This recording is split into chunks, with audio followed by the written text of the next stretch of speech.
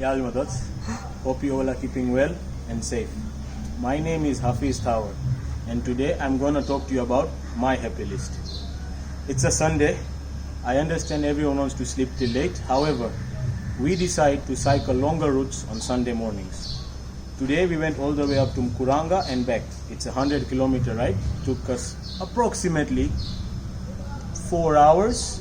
That's at 25 kilometers per hour. However, because it's a Sunday, we do longer routes. On my happy list, I have got cycling on weekdays, which is a shorter route, slightly about 25 kilometers or more.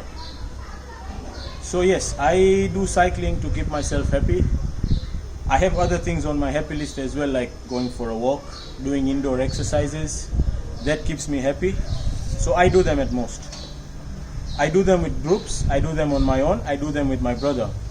I encourage you to also keep a little bit of fitness on your happy list. Looking forward for your videos on your happy list. Thank you and Ya Ali Madad.